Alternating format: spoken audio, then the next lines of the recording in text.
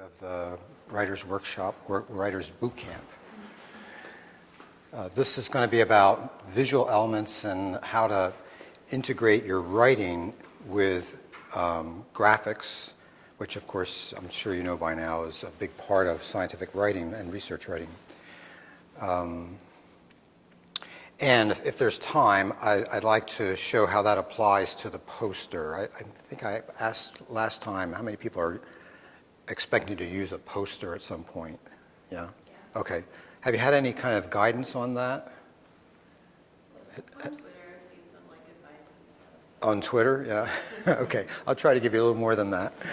Okay, so the idea of graphics, you can't go anywhere without seeing some kind of graphic, right? We just have a glut of graphics in front of us. And okay, so they're useful for motivating us to learn, and they certainly, in the case of research, they help us to understand the models and the data that you have. But it's almost disconcerting to see like a blank screen like this. You just want to, if somebody's presenting something, you want to see something as well. So in this workshop, I hope to talk about visual elements and give you a little background on this first. This is a guy named Vesalius, who back in the 1540s or so began to document his examinations of anatomy. And this was a curious time in the history of science because it was illegal in Europe, in most of the states in Europe, to dissect human beings. And so he did the best he could by dissecting animals. He wanted to actually correct the record. People have been sort of dissecting living things for a long time, and they've tried to, through empirical observations, to explain, well, what's going on in this organism. Aristotle, for instance, back 2,300 years ago, was doing this sort of thing, and he came up with things like, well, there's 3 chambers in the heart. Wrong. The brain is used to cool the blood. Wrong.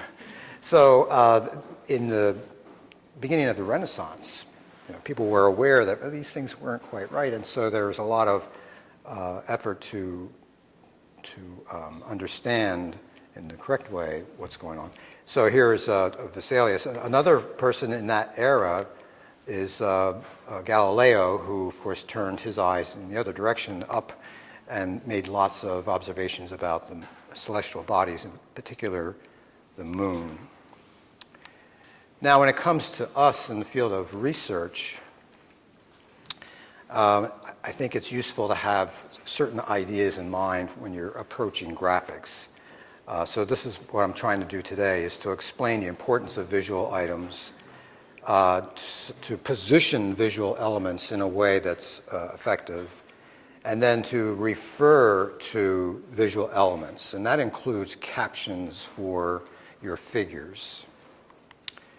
So here's an example of a typical research paper. This one about the grooming behavior of nope, guess not.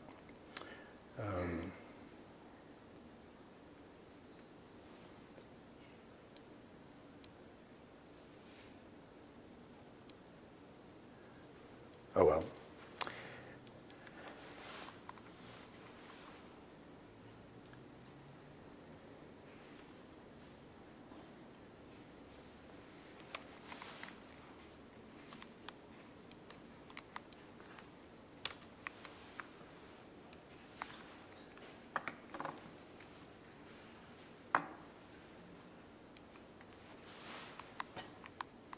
Okay.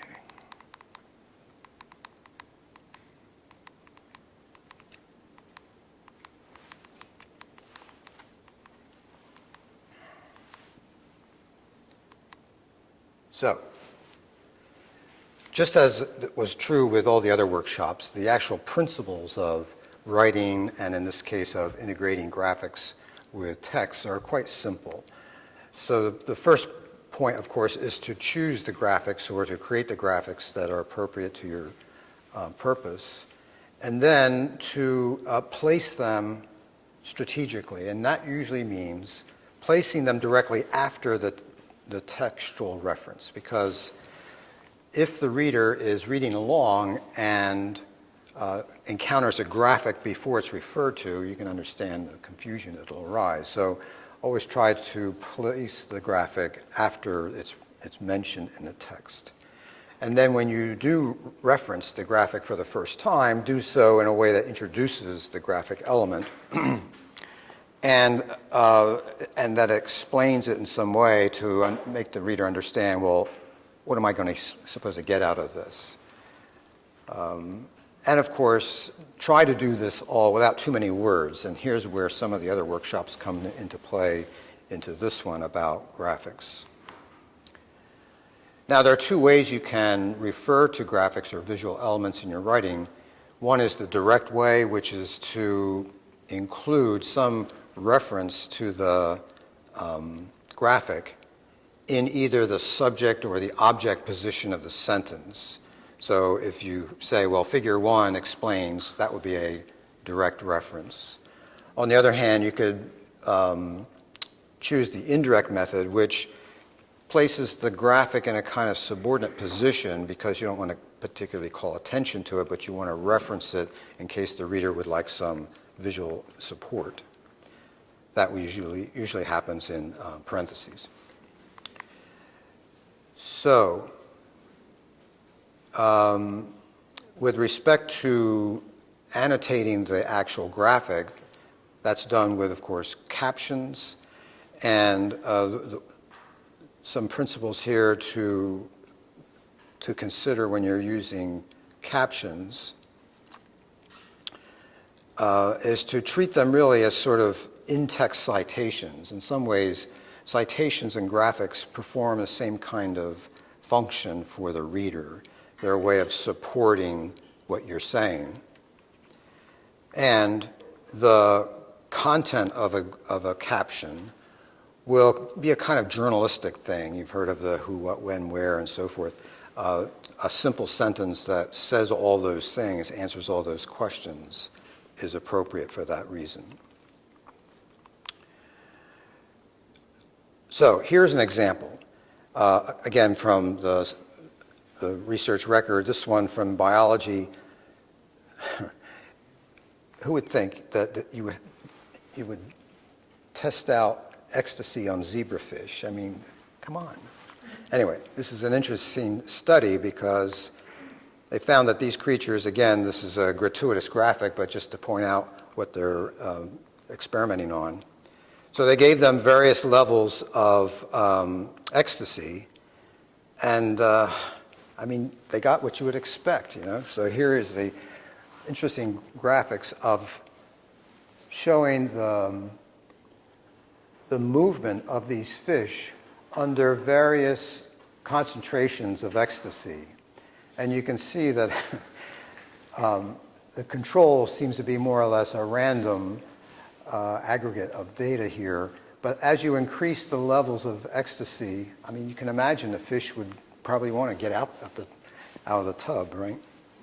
Anyway, notice how this really is reducing an awful lot of numerical data down to a graphic form that really summarizes what's happening here, and it's pretty clear what the trend is between the fish's behavior and the level of ecstasy.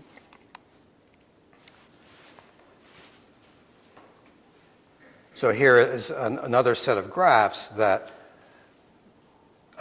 shows the relationship between levels of ecstasy and the movement of these organisms. So I thought that what we might do is have a look at some examples.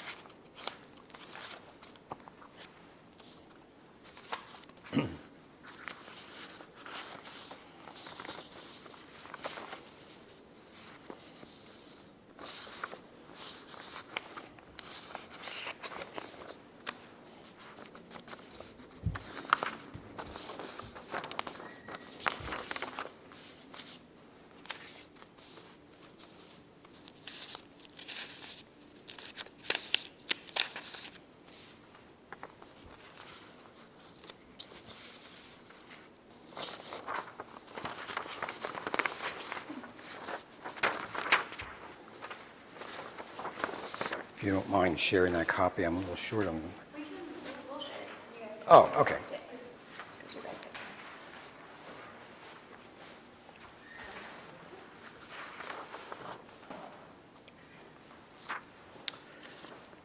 So have a look at this.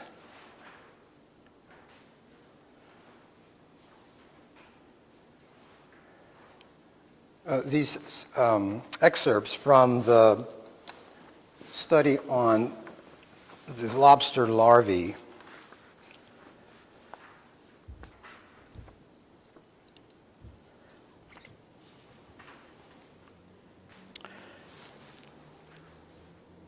And see if you can make some observations about the integration of the graphics into the text of this paper.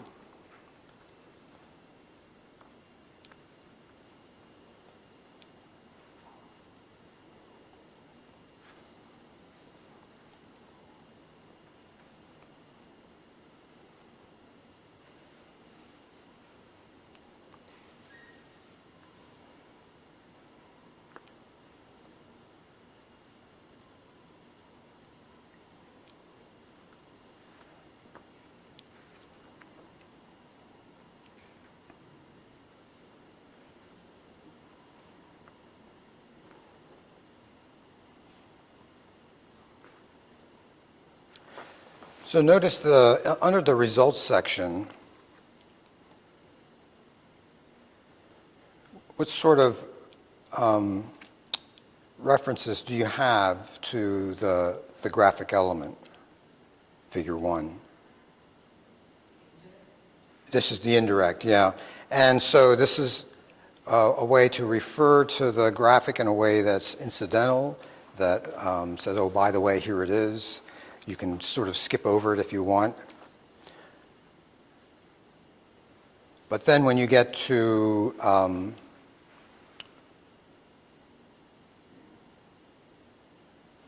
the captions, these are rather explicit and direct. And notice how they're written in a way to answer the questions who, what, when, where, and so forth. Now these are rather long captions, but I think they do a good job of thoroughly explaining the graphic that they're referring to. And then I'm sorry I couldn't show this to you, but the video also had a caption to it. Of course, when you clicked on it, you could see the video. But notice again, it's a who, what, when, where kind of description of the graphic.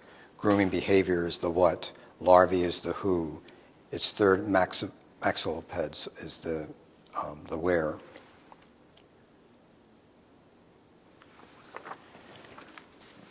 think we have the zebrafish paper captions. Oh no. Yeah, but I think the same, it's like the same, I think the same principles apply. Yeah, okay. Well, then let's try this. This is a paper where I've taken out the references and the captions.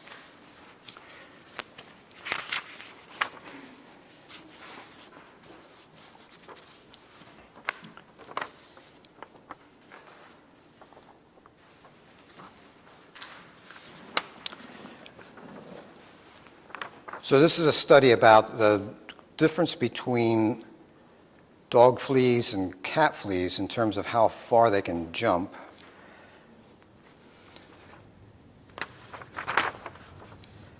And there are two graphics here.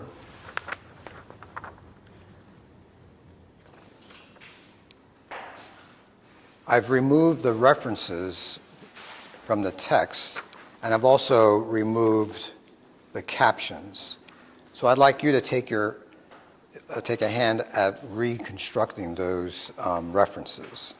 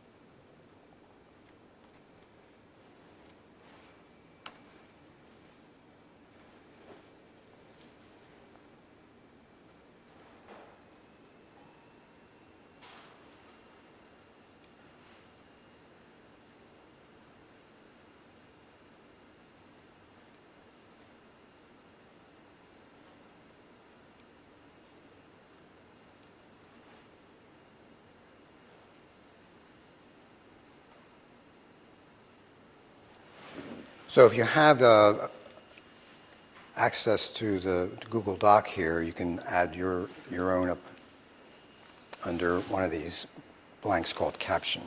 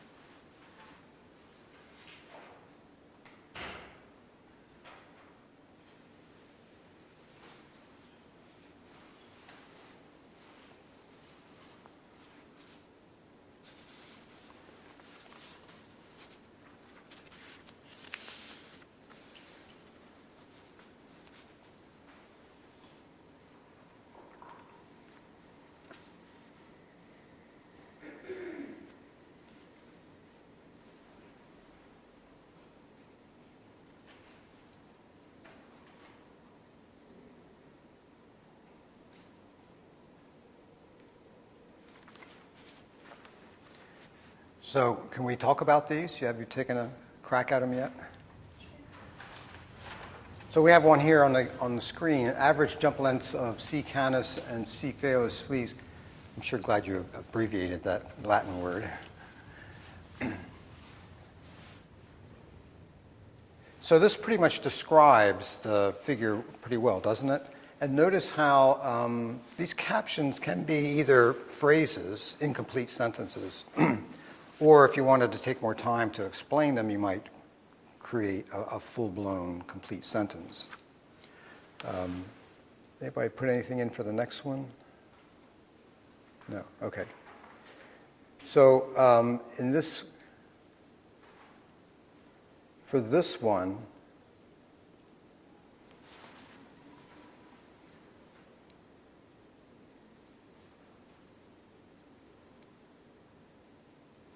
how might you describe this in a caption?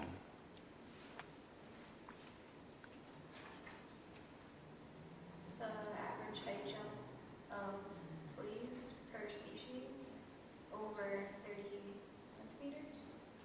Mm-hmm. Yeah, and maybe you could just say between the two species. I mean, if you're only comparing the two types of flea.